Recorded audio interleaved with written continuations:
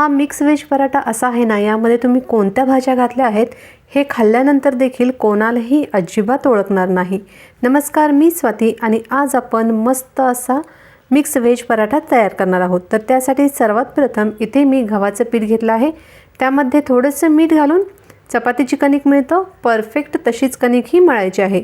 त्याच्यावरती अर्धा चमचा तेल घालून आणखी एकदा कणिक व्यवस्थित मळून झाकून साईडला ठेवून द्यायची आहे.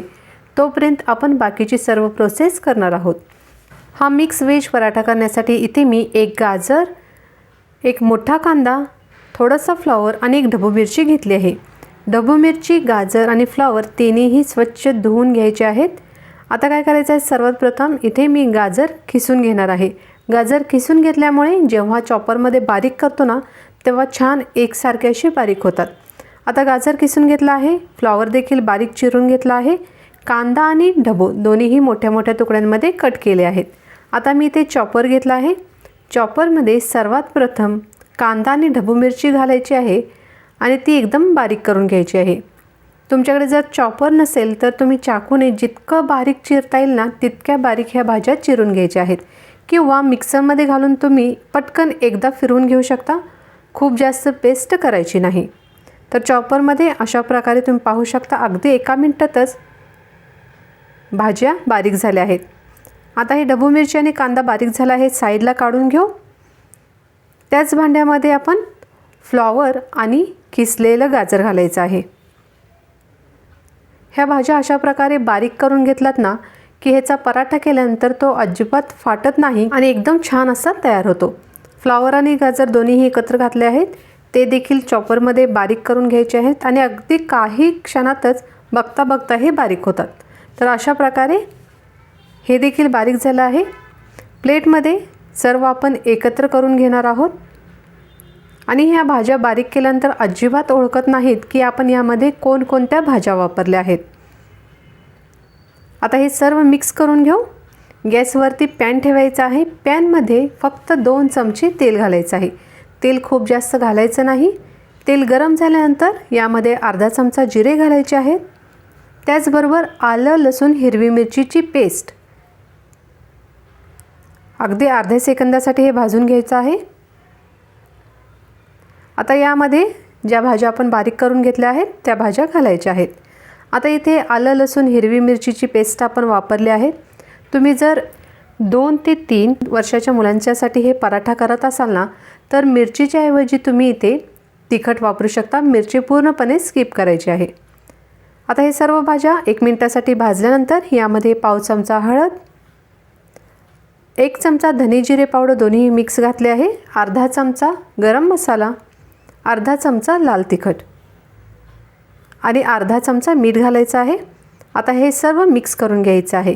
गॅस मध्यम ते मोठ्या आचेवरती चालू ठेवायचा आहे आणि हे मिक्स करून घ्यायचं आहे. असं केल्यामुळे काय होतं की भाजीमध्ये जो ओलसरपणा असतो किंवा जो पाण्याचा अंश असतो ना, तो भाजल्यामुळे निघून जातो. यावरती भरपूर अशी कोथिंबीर घालायची आहे. मिक्स करून घ्यायचं आहे आणि गार होण्यासाठी साईडला ठेवून द्यायचं आहे. आता हे एकदम परफेक्ट गार झाले आहेत. आता पराठा लाटण्यासाठी इथे पीठ देखील घेतलं आहे. कणकेचा एक गोळा घ्यायचा आहे. जितका आपण चपातीला घेतो परफेक्ट तेवढाच घ्यायचा आहे. थोडंसं लाटून घ्यायचं आहे. लाटल्यानंतर यामध्ये तयार झालेल्या भाज्यांचं जे स्टफिंग आहे ते भरायचं आहे. इथे मी 3 चमचे घालत आहे. 3 चमचे स्टफिंग किंवा मिश्रण यामध्ये घातल्यानंतर चपातीचे सर्व बाजू काय करायच्या आहेत, मध्ये बरोबर सेंटरला आणायच्या आहेत. त्याच्या ज्या कडा आहेत त्या सेंटरला घ्यायच्या आहेत. अंगठ्याच्या आणि बोटाच्या मदतीने हे व्यवस्थित प्रेस करून घ्यायचं आहे. अशा प्रकारे म्हणजे त्याचं तोंड बंद करायचं आहे आणि ते फोल्ड करायचं आहे. जो एक्स्ट्राचा राहिलेला भाग आहे ना, तो फोल्ड करायचा आहे. दोन्ही साईडला पीठ लावायचं आहे आणि हे लाटून घ्यायचं आहे. अगदी हलक्या हाताने लाटायचं आहे. पराठा लाटताना अजिबात जोर द्यायचा नाही. थोडंसंच पीठ लावायचं आहे. पीठ खूप जास्त लावायचं नाही आणि गरज देखील लागत नाही. आता तुम्ही पाहू शकता काठ थोडेसे जाड आहेत. आता फक्त आपल्याला काठ थोडेसे हलकेसे लाटून घ्यायचे आहेत. पिठाचा जितका कमी वापर करता येईल तितका कमी वापर करायचा आहे. नाहीतर काय होतं की पराठा तेल जरी लावलं ना तरी पांढरा पांढरा दिसतो. नॉनस्टिक तवा गरम झाला आहे, त्याच्यावरती आता पराठा घातला आहे. गॅस मध्यम ते मोठ्या आचेवरती चालू ठेवायचा आहे.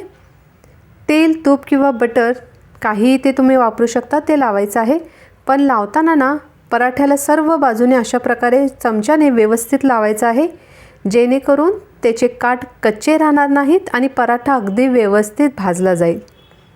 दोन्ही साईडने आलटून पालटून सोनेरी रंगावरती हे भाजून घ्यायचे आहेत. तुम्ही पाहू शकता किती मस्त कलर आला आहे आणि त्याचबरोबर अतिशय छान असे हे पराठे तयार झाले आहेत. आणखी पराठे भाजून घेऊ.